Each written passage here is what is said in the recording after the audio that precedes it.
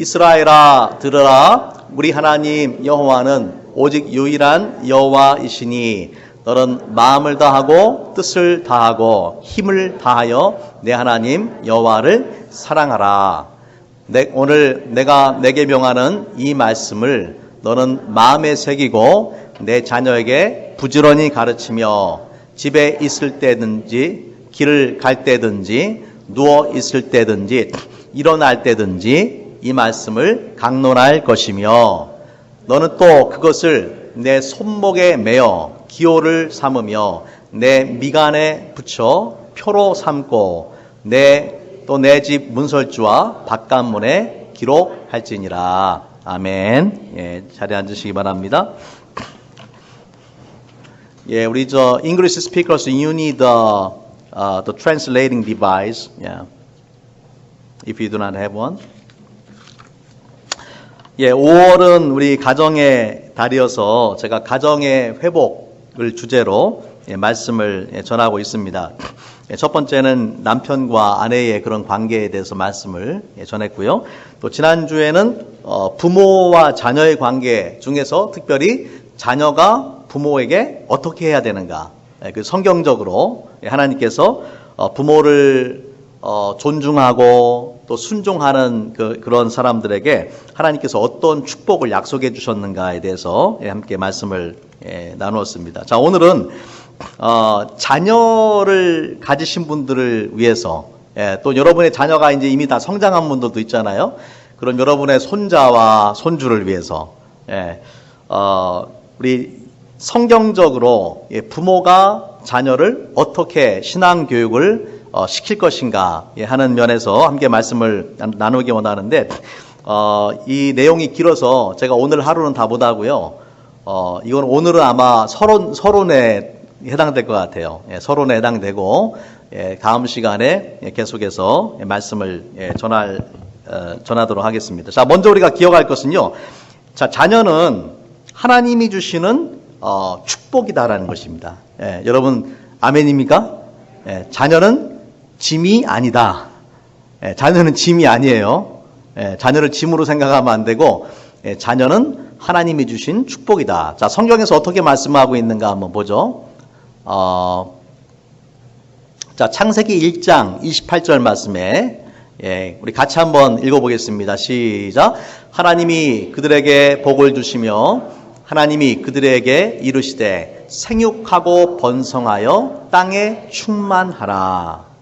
하나님께서 아담과 하와를 만드신 다음에 아담과 하와에게 주신 첫 번째 명령이 뭐냐? 복을 주시면서 생육하고 번성하고 땅에 충만하라. 여러분, 이게 복이라는 거예요. 우리가 생육하고 번성하고 땅에 충만한 것이 복이라는 거예요. 자녀가 많은 것은 이것은 이 저주가 아니라 하나님의 놀라운 축복이다라는 것을 우리가 먼저 기억을 해야 되는데, 하나님께서 아담과 하와에게도 이 말씀을 주셨지만은 나중에 노아의 시대에 홍수로 완전히 심판하셨잖아요. 그리고 노아를 통해서 새로운 시작을 할 때도 똑같은 명령을 노아에게도 주셨단 말이에요. 그러니까 하나님의 이 일관된 그런 마음을 우리가 읽을 수가 있는 것입니다. 시편 127편 3절 말씀에 보면은, 우리 한번 영어로 한번 읽어볼까요? We're gonna read in English. Psalm 127:3. Okay, ready, set, go. Children are a heritage from the Lord, offspring a reward from Him. 자녀들은, 자식들은 여호와의 기업이다. 하나님이 주신 기업이다. 태의 열매는 그의 상급이다. 하나님께서 주신 상급이다. 그렇기 때문에 이렇게 자녀가 하나님의 축복이라는 것을 기억을 해야 됩니다. 우리가 이 땅에 살아가면서 뭐 재산도 중요하고 뭐 땅도 중요하고 집도 있어야 되고 많은 것들 중요할지 모르지만은 그 모든 것들은 언젠가 다 사라지는 것들이에요. 다 우리가 다시 소유할 수가 없을 때가 오게 되죠. 하지만 어떻습니까? 자녀들은 천국에까지 함께하는 하나님의 기업이에요. 우리가 죽어서도 천국에서 만날 수 있는 게 자녀 아닙니까? 자녀는 하나님이 주신 이러한 놀라운 축복이고 영원한 기업, 천국까지 함께 가는 영원한 기업이다라는 것을 기억을 해야 됩니다. 자, 문제는 뭐냐면은 잘 사는 나라가 될수록, 경제적으로 부유한 나라가 될수록 점차 사람들이 자녀를 낳지를 않는 거예요.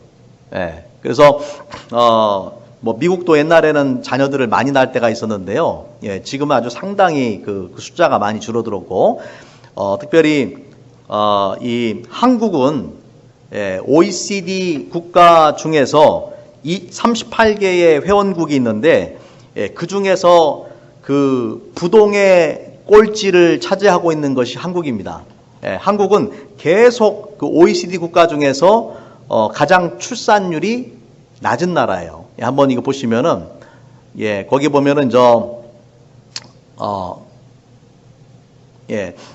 OECD 주요 나라의 출산율이 나오는데, 평균이 몇 세입니까? 1.6일이란 말이에요. 한 명 반 이상을 낳죠. 미국과 같은 경우는 거기 보시면은 1.7일이에요. 그러니까 평균보다 좀 높아요. 미국은. 한국은 어떻습니까?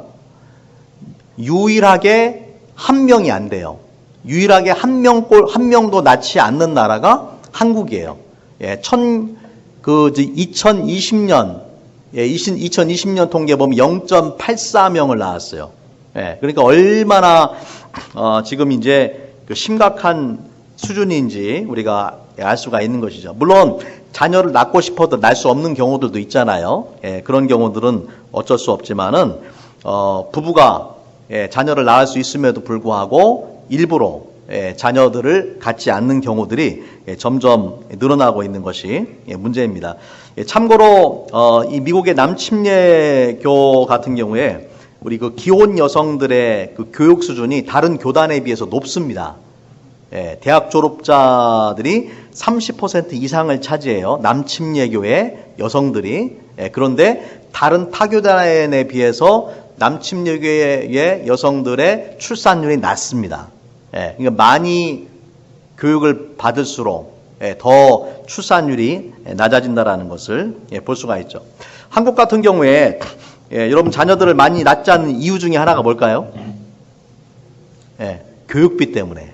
사교육비가 어마어마한 이 사교육비가 많이 들어간단 말이에요. 학교에서의 그 정규 교육만 시키는 게 아니라 피아노, 뭐 컴퓨터, 태권도, 영어 학원, 입시 학원, 뭐 개인 과외, 뭐 이런 것들을 두루두루 막 많이 시키잖아요. 한국 부모들이 열성을 가지고 시키다 보니까 뭐 자녀 교육을 위해서라면은 부모가 못 입고 못 먹고 뭐 그렇게 하더라도 자녀들을 위해서 뭐든지 막 그 해주기 원한단 말이에요.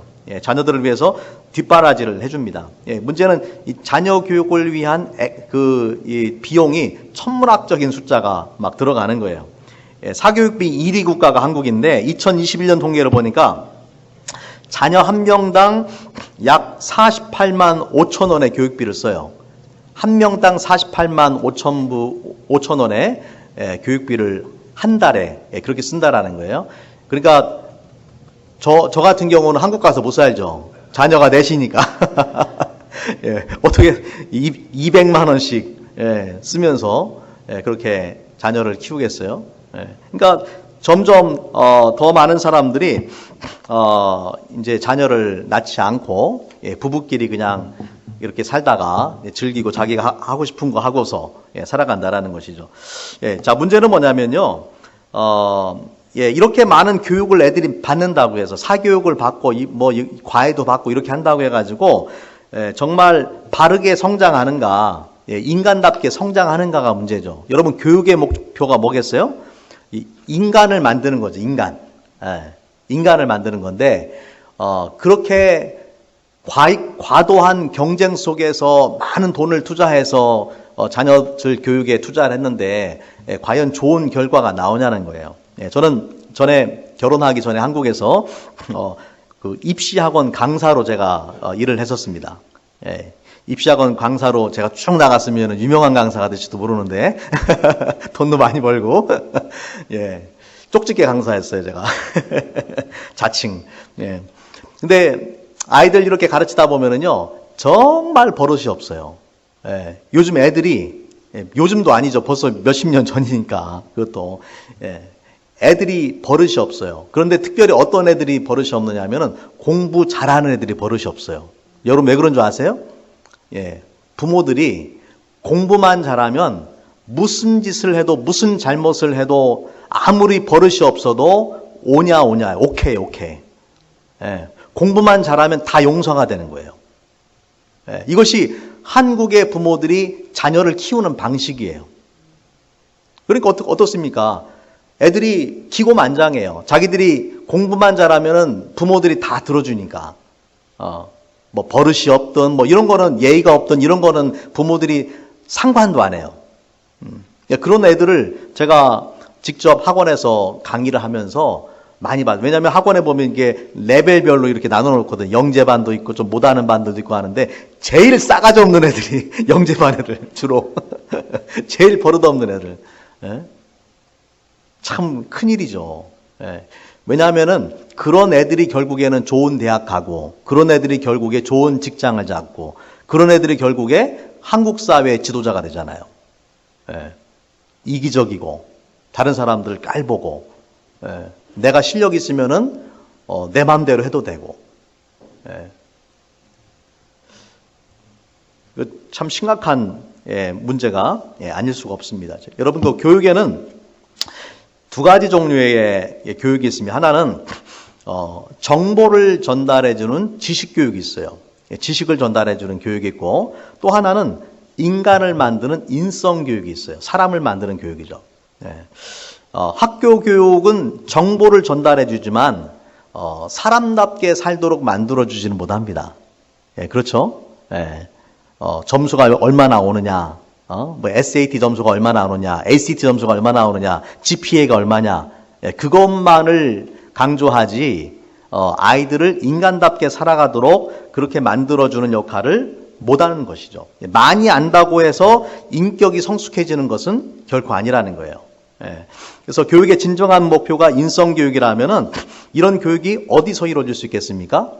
우리가 성경적인 관점, 믿음의 관점에서 보자면은 하나님, 인간을 만드신 그 하나님을 인간이 만날 때에, 그리고 그 하나님의 뜻과 계획을 발견할 때에 변화된 인생을 살아갈 수가 있는 것이고, 그것이 정말 참된 인간으로서 살아갈 수 있는 것이죠. 하나님을 떠나서는 하나님과 바른 관계를 갖지 않으면은 이런 인성 교육이 궁극적으로 이루어질 수가 없다라는 것입니다. 자, 그러면 이런 궁극적인 인성 교육이 어디에서 이루어져야 되느냐? 그것을 학교에만 맡기면은 절대 안 되는 것이죠. 왜냐하면 학교에서는 그런 교육을 시켜주질 않으니까. 그럼 어디서 이루어져야 되겠어요? 학교가 아니라 가정과 교회에서. 특별히 교회는 사실 뭐 자녀들이 교회에 와봤자 일주일에 몇 시간 안 되잖아요. 교회에서 함께 보내는 시간은 주로 어디에서 많은 시간을 보내요? 가정에서 보낸단 말이에요. 가정에서의 교육이 가장 중요한 비율을 차지한다라는 것을 우리가 반드시 기억을 해야 됩니다. 학교에만 자녀들의 교육을 맡기고 부모들은 그냥 그 돈만 벌어서 자녀들 학비 대주고 이렇게 물질적으로만 서포트해주는 그런 형식이 되면은 이 악순환의 고리가 끊어지질 않는 거예요. 그래서 그 현영수 교수님이라는 분이 계신데 그분이 오늘날 기독교 교육의 문제점을 그렇게 이야기를 했습니다. 신약에 그 보면은 예수님께서 지상 대명령을 주셨어요. 그러면 너희는 가서 모든 족속으로 제자를 삼아 아버지와 아들과 성령의 이름으로 침례를 주고 내가 너희에게 분부한 모든 것을 가르쳐 지키게 하라 라는 그런 대사명의 명령을 주셨잖아요. 이것이 신약의 대사명이에요. 이 신약의 대사명은 현재 우리가 살고 있는 이 시대의 모든 나라와 모든 민족들에게 복음을 전하고 예수 그리스도의 제자를 삼는 거예요. 그래서 이것을 수평적인 대사명이다 그렇게 부릅니다. 수평적인 대사명. 지금 이 시대의 모든 사람들, horizontal Great Commission. 그런데 또 하나의 대사명이 있다라는 거예요. 그것은 뭐냐면은 바로 수직적인 지상대사명이에요. 수직적인 대사명. 예, 수직적인 대사명은 뭐겠습니까? 부모로부터 자녀로 그 다음 세대로 계속해서 이어져 내려가는 신앙교육. 예, 우리의 믿음을 우리의 다음 후손 자손들에게 자자손손 전달해 주는 것이 바로 수직적 vertical Great Commission인 것이죠. 예, 같이 한번 따라해 볼게요. 수평적 대사명, 예, 수직적 대사명. 예, 여러분 이거를 잘 한번 생각을 해보세요. 자, 문제는 뭐냐면은 오늘날 기독교가 수평적인 대사명을 잘 지켜나가고 있어요. 예, 많은 민족들한테 가서 복음 전하고 타민족을 복음화시키고 교회를 세우고 이런 일들을 확장을 해 나가고 있지만은 정작 더 필요한 수직적인 대사명, 자기 자녀들에게 복음을 전하고 예수님 만나게 하고 하나님 뜻대로 살아가고 그리스도의 제자로 살아가게 하는 데는 실패를 했다라는 것입니다. 예. 모든 족속으로 제자를 삼을 뿐만 아니라 더 중요한 것이 뭐냐면은 우리의 자녀를 제자로 삼는 거예요. 우리의 자녀를 예수 그리스도의 제자로 삼는 것입니다. 땅끝까지 가서 복음을 전하는데 내 자녀를 예수님의 제자로 삼지 않는다라는 건 모순이죠. 안 그렇습니까?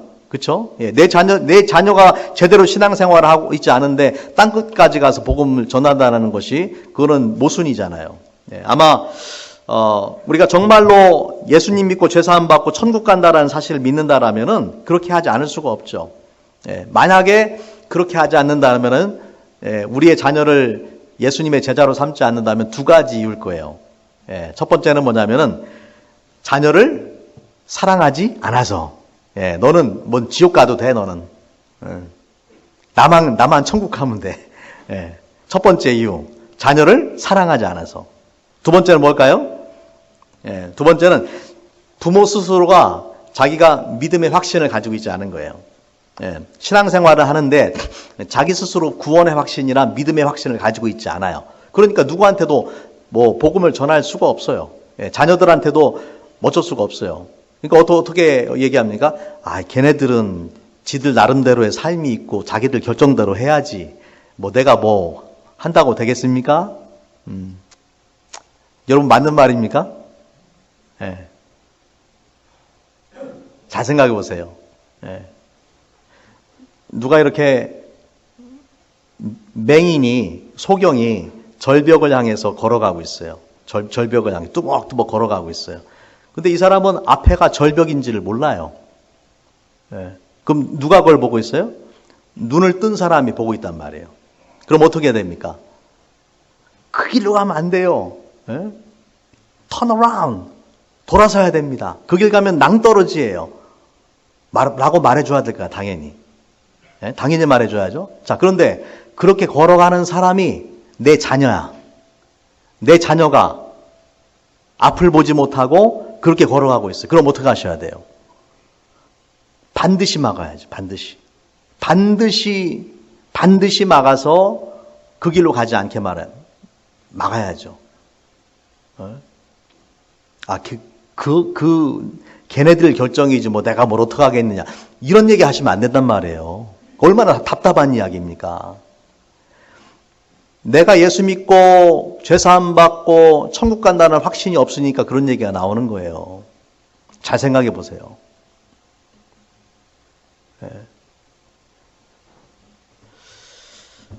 예, 여러분, 우리 자녀들이 여러분 이게 가끔씩 이제 부모님들 연세 드신 분들 이렇게 얘기를 하다 보면은 자녀에 대한 이야기를 많이 하셔요. 그런데 뭐 좋은 직장, 뭐 좋은 교육, 뭐 이런 이야기들, 성공해서 뭐 집을 짓고 뭐 이런 이야기들 많이 하시는 경우를 참 많이 있어요. 근데 문제는 뭐냐면은 그 자녀가 신앙생활을 안 해. 근데 이 부모의 자랑은 뭐냐면 애들이 좋은 교육받고 좋은 직장 잡고 지금 성공해서 잘 산다라는 게 자랑이에요. 여러분 이게 뭘 보여주는 겁니까 이게? 참 한심한 거 아니에요? 답답한 거 아니에요? 그 자리에서 그렇게 얘기할 수도 없고. 예? 그러니까 목사로서 제가 들을 때는 답답한 거예요. 아니 자녀가 예수님 모르고 자녀가 지금 어떻게 될지도 모르는데 그 세상적인 것만을 자랑으로 삼으니까 그 이야기는 뭐냐면은 가치관이 안 바뀌었다라는 이야기예요. 성경적인 가치관으로 안 바뀌었어요. 예수 믿는다고 하는데 아직 완전한 예수님의 사람이 아니에요. 그러니까 자랑이 그냥 세상적인 것밖에 없어요.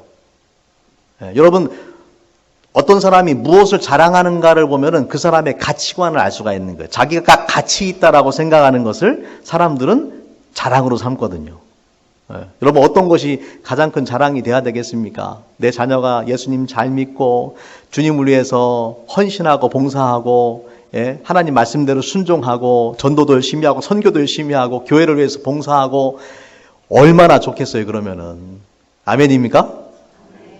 그게 자랑이 돼야 된단 말이에요. 그게 자랑이 돼야 된다. 근데 부모가 먼저 그런 신앙 가지고 있지 않고 성경적인 가치관을 가지고 있지 않으면 그런 자랑이 안 나온단 말이에요.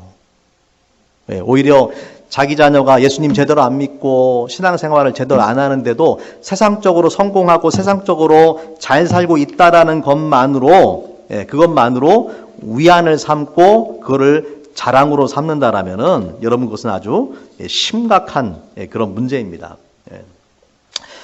자, 그래서 우리가 수평적인 대사명도 물론 잘 순종해야 되지만은 그에 못지않게 또는 그보다 훨씬 더 중요한 것이 뭐냐면은 수직적인 하나님의 대사명을 지켜나가야 된다. 기독교가 이 수직적인 대사명을 제대로 지키지를 못했습니다. 그 단적인 증거가 뭐냐면요. 교회가 지난 2000년 동안에 그 타민족한테 가서 복음을 전하는 일을 점점 확장시켜 나갔어요. 복음이 이 팔레스타인 지역에서 또 그 소아시아는 터키에 있는 그 지역이거든요. 7교회들. 거기로부터 유럽으로 전달되고 유럽에서 또 신대륙인 미국으로 와서 복음이 또 전파되고 미국을 중심으로 해서 한국과 같은 아시아 나라들, 아프리카 나라들, 남미 이런 데로 점점 확장되어 나갔습니다. 북반구에서 남반구로 점점 복음이 더 이렇게 확장되고 더 많은 사람들이 예수님을 믿게 된 거예요. 자, 그런데 문제는 뭐냐면요. 선교사를 파송한 유럽, 선교사를 파송하고 있는 미국, 선교사를 지금 또 많이 파송하는 한국이 성도의 숫자가 점점 줄어들고 있는 거예요. 여러분 이게 문제인 거예요. 선교를 하는데 지상 대사명에 순종해서 선교를 하는데 정작 선교를 하는 그 나라의 그리스도인들의 숫자가 점점 줄어드는 거예요. 그래서 아주 이것이 심각한 그런 문제인 거죠. 선교했던 유럽의 그 영국, 제가 어제 이제 워싱턴 그 지역에 가서 목사님들과 우리 평신도 지도자들 같이 이제 세미나를 했는데, 그 주제가 바로 이 선교적 교회론이라는 것입니다. 거기에 핵심되는 왜 선교적인 교회론이라는 것이 나왔는가 하면은 바로 이런 위기의식입니다. 유럽의 많은 교회들이 여러분 영국이 한때는 정말 많은 선교사를 파송했던 나라인데 이제는 그 영국 자체가 선교지가 돼버린 거예요. 큰 교회들이 있습니다. 많은 교회들이 있는데 그런 교회들에 가면은 예배 드리는 사람은 노인들 몇 사람밖에 없어요. 노인들 몇 사람이 교회를 지키고 있는 거예요. 큰 교회들은 다 관광지가 돼버렸어요. 뿐만 아니라 그것마저도 감당이 안 되면은 그 교회를 팝니다. 팔아서 어떤 경우는 교회가 술집으로 변화되기도 하고 어떤 경우는 이슬람에서 교회를 사서 무슬림 템플을 만들어 버립니다. 지금 그런 상황이에요. 여러분 미국도 심각합니다. 미국의 이 자녀들이 고등학교까지는 부모를 따라서 교회를 오는 거예요. 그렇게 했던 자녀들의 70%가 대학에 가면은 신앙생활을 안 합니다. 그리고 그 아이들이 대학을 졸업하면은 90%가 신앙생활을 안 합니다. 한번 생각해 보세요. 얼마나 심각한 문제예요. 우리의 자녀들이 고등학교 때까지 잘 교회 나왔는데 대학 가면은 70%가 떨어져 나가고 대학을 졸업할 때쯤 되면은 10명 중에 1명만 신앙생활을 제대로 하고 있다는 것이 얼마나 심각한 문제예요. 우리도 이제 동네가 좀 시골이잖아요. 여러분 우리 교회 이 주변에 교회들 얼마나 많습니까? 블락마다 지금 교회가 있잖아요. 그런 교회들 가면요 거의 대부분 사람이 없어요. 사람이 있는 분들은 그리고 뒤에서 이렇게 보면은 사실 우리 교회도 이제 비슷한 현상들이 있지만은 뒤에서 보면은 특별히 이제 백인 교회 뭐 이런 데 가 보면은요 흰머리밖에 안 보여요. 젊은 사람이 하나도 없는 경우들이 절반 이상이에요.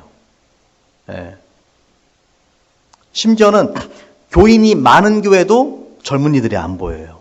여러분 이것이 이 미국 사회의 심각한 그런 문제죠. 2019년 통계를 보니까 미국의 1년에 교회 문을 닫은 교회가 4,500개입니다. 1년에 4,500개가 문을 닫았어요. 하루에 12.5개의 교회가 문을 닫는 거예요. 그럼 새로 생긴 교회가 몇 교회냐? 3,000개의 교회예요. 여전히 몇 개가 부족합니까? 1,500개의 교회가 없는 거죠. 매년 3,000개의 교회가 세워져도 매년 4,500개의 교회가 문을 닫는다. 우리가 속한 남침례 교만 가장 큰 교단인데 미국에서 1년에 1,000개의 교회가 문을 닫습니다. 남침례 교회에서만 1년에 1,000개의 교회가 문을 닫아요.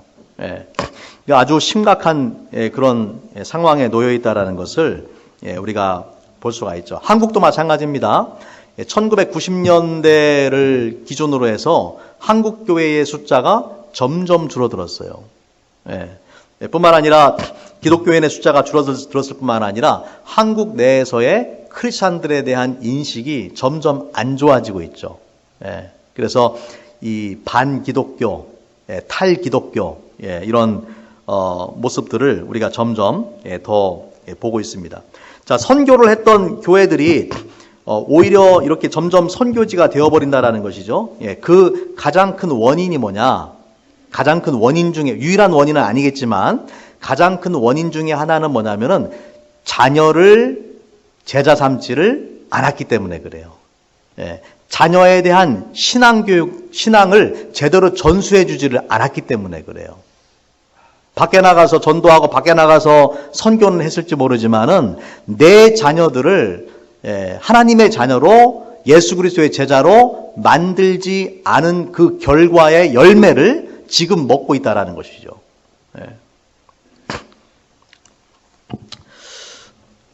자, 유대인들 같은 경우 어떤지 한번 생각을 한번 해보겠습니다. 여러분, 유대인들은 아브라함으로부터 지금까지 4,000년이 넘는 그런 이 긴 역사를 가지고 있는데 그 4,000년 동안에 정말로 많은 그 어려움을 당했죠.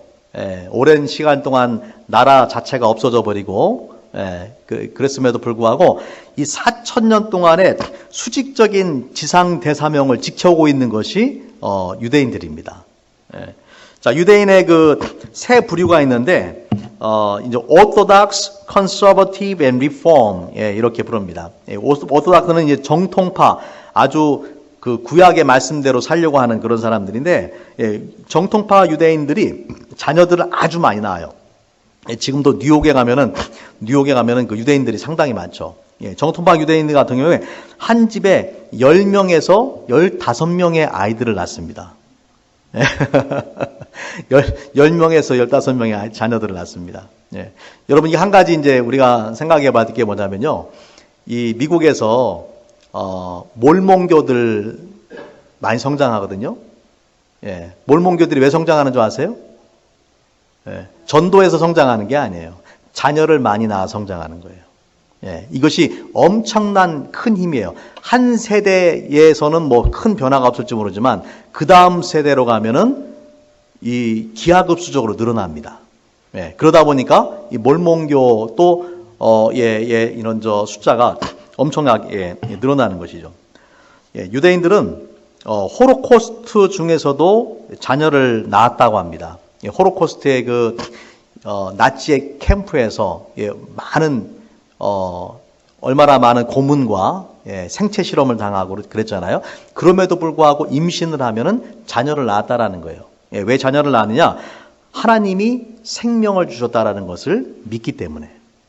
생명을 주신 분이 하나님이시라는 걸 믿었기 때문에 그 자녀의 생명을 하나님한테 맡기고 믿음으로 그 자녀를 낳았다라는 것이죠. 홀로코스트 동안에 600만이나 되는 유대인들이 죽었잖아요.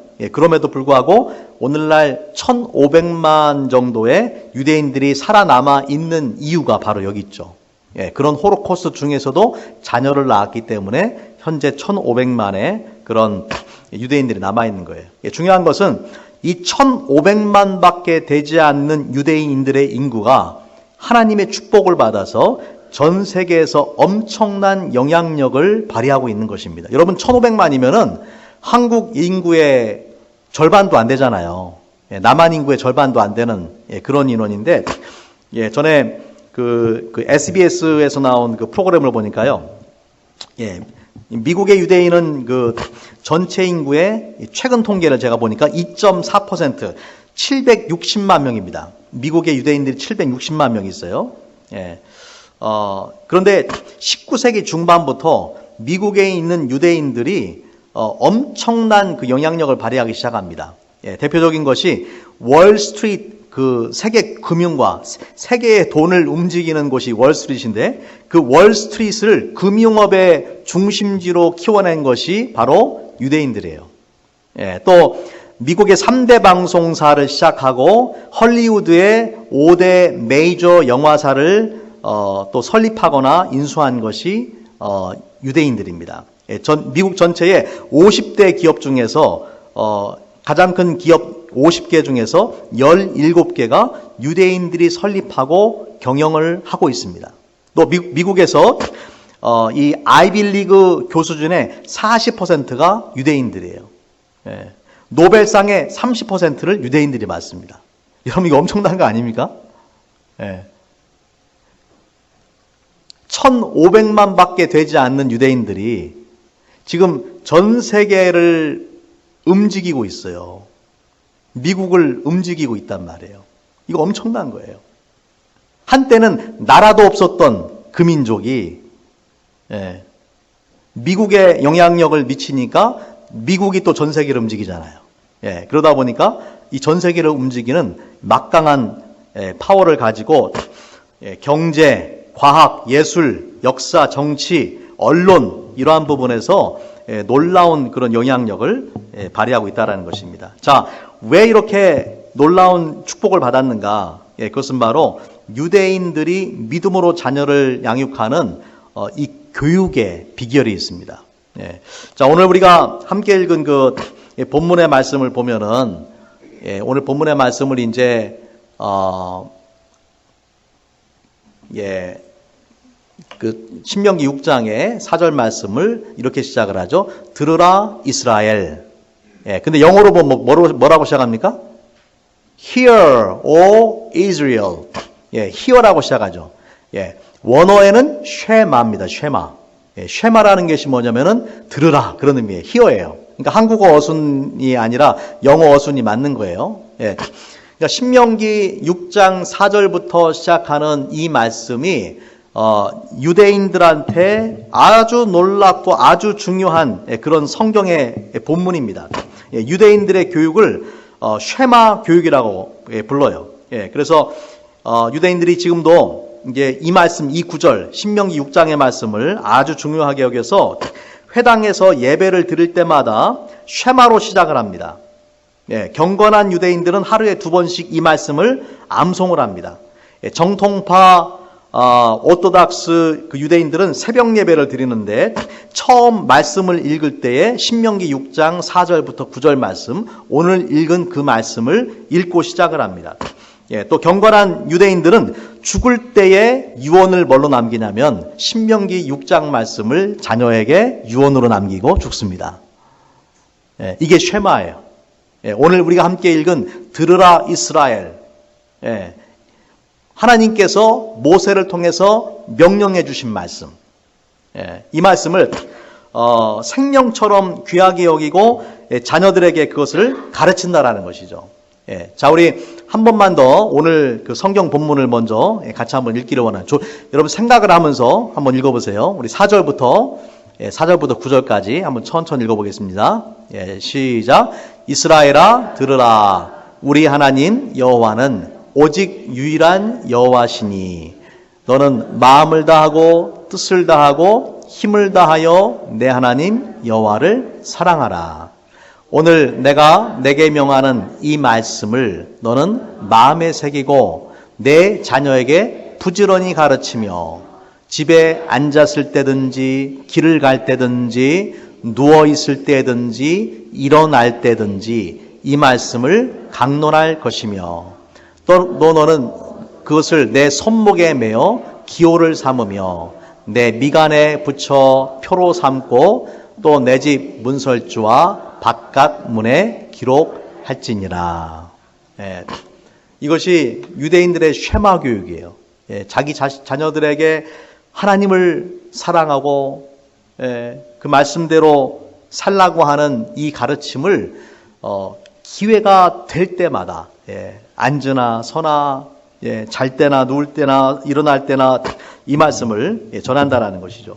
그래서 이 말씀에 대한 구체적인 말씀은 이제 제가 다음 시간에 함께 말씀을 전할 텐데, 여러분 이러한 그 유대인들의 쉐마 교육은요 모세로부터만 시작된 것이 아닙니다. 하나님께서 아브라함 이스라엘 민족의 시조가 되는 아브라함을 부를 때마다 처음에 부르실 때에도 이런 자녀 교육에 대한 중요한 교훈을 주셨어요.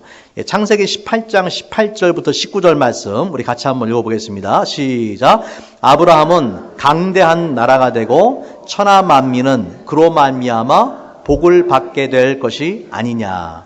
내가 그로 그 자식과 권속에게 명하여 여호와의 도를 지켜 의와 공도를 행하게 하려고 그를 택하였나니 이는 나 여호와가 아브라함에게 대하여 말한 일을 이루려 함이니라.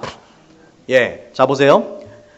내가 그로 그 자식과 권속, 그 자식과 권속이란 children and his household, 자녀와 자녀들의 가족들까지 명해서 여호와의 도를 지켜서 의와 공도를 행하게 하려고 그를 택했다.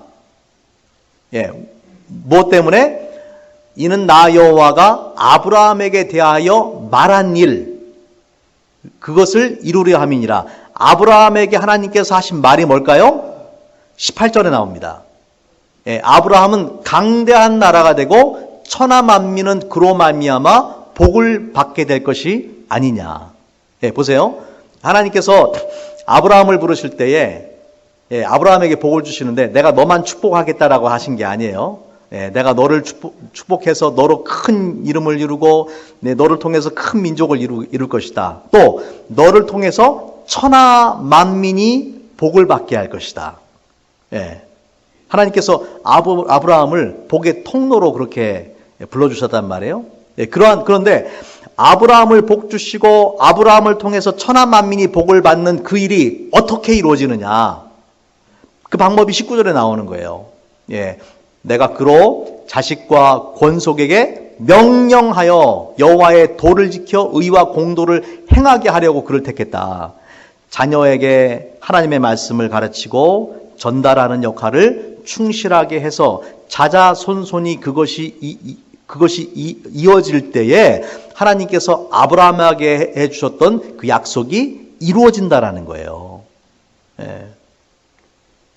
그러니까 이스라엘 민족의 시조인 아브라함 때부터 하나님께서 이렇게 자녀들에게 신앙 교육을 시키는 것이 얼마나 중요한가에 대해서 분명하게 말씀을 해주신 것입니다. 안타깝게도 오늘날 교회가 이것을 잃어버렸어요.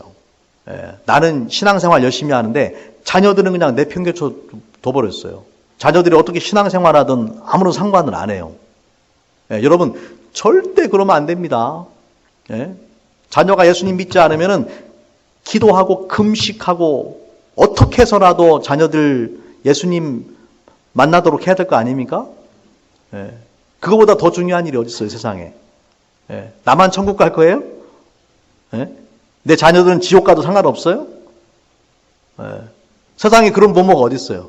자기 자녀를 사랑하는 부모가 어떻게 그렇게 할 수가 있어요? 자, 말씀을 정리합니다. 하나님은 우리에게 자녀를 축복으로 주셨어요. 예. 자, 우리에게는 그 자녀들을 하나님의 말씀으로, 믿음으로 키워야 될 그런 책임과 사명이 우리한테 있어요. 예. 또 우리가 우리 자녀들에게 줄 수 있는 가장 큰 축복이 바로 우리의 신앙을 자녀들에게 전수해 주는 것이에요. 예. 그것이 가장 중요한 것이, 어떤 사교육보다도 더 중요한 것이 바로 믿음을 가르치고 믿음으로 자녀들을 양육하는 것입니다. 예. 여러분, 점점 세상이 예수님을 믿기 힘든 그런 상황으로 변화되고 있습니다. 예, 점점 악해져 가고 더 많은 유혹들이 있고 그리스도인들의 숫자도 점점 감소해가는 이런 상황 속에서 우리가 정말 깨어서 결단하고 우리가 먼저 제대로 된 믿음을 가지고 우리의 믿음을 자녀들에게 전달해 주지 않으면은 우리의 자녀들이 신앙생활 한다는 것이 너무나 힘든 세상이 돼버렸습니다. 예, 그래서 이 자녀 교육, 자녀들의 신앙생활에 그 열쇠, 그 키를 누가 가지고 있느냐? 부모가 가지고 있다라는 거예요. 예, 걔네들은 다 컸으니까 걔네들 문제지 아니라는 거예요. 부모에게 책임이 있다라는 거예요. 부모가 기도하고 부모가 권면하고 부모가 해야 된다라는 거예요. 네. 우리가 할 수 있을 때에 최선을 다해서 하나님을 경외하는 믿음을 자녀들에게 심어줄 수 있기를 바랍니다.